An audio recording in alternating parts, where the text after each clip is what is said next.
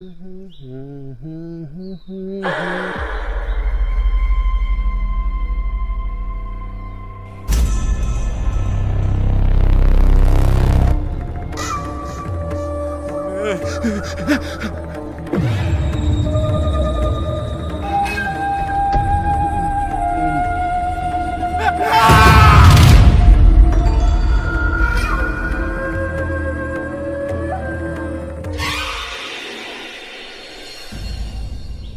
সাহেব, তাহলে কি আমরা জঙ্গলে কাঠ কাটতে যেতে পারবো না?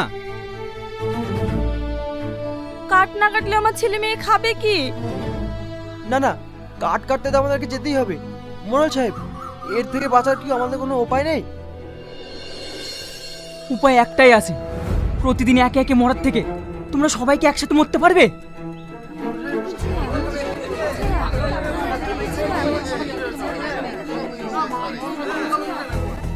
মডেল সাহেব, একসঙ্গে মরবো মানে? আমি বলছি আমরা সবাই মিলে জঙ্গলটাকে ঘেরাও করে দেখব, ওখানে এমন কি আছে যে প্রতিদিন গ্রামের একটা করে মানুষকে মরতে হচ্ছে। মোড়ল সাহেব, জঙ্গলে কোনো ভূত ভূত নেই তো? আমার ওটাই সন্দেহ হচ্ছে। কি আছে সেটাই তো আমাদের খুঁজে বার করতে হবে। তোমরা সবাই প্রস্তুত হও, আমরা কালকে জঙ্গলে হানা দেবো। ঠিক আছে মডেল সাহেব।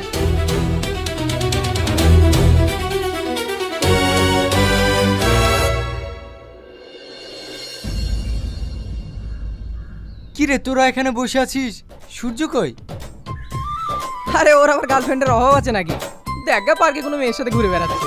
তাই হবে।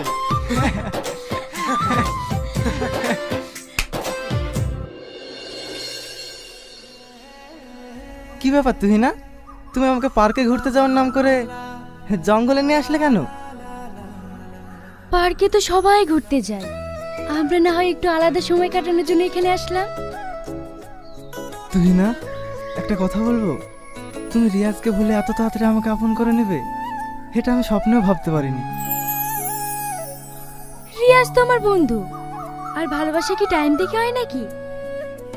আজ তোমাকে একটা সারপ্রাইজ দেবো বলে জঙ্গলে নিয়ে এসেছি, তার আগে তুমি চোখটা বন্ধ করো।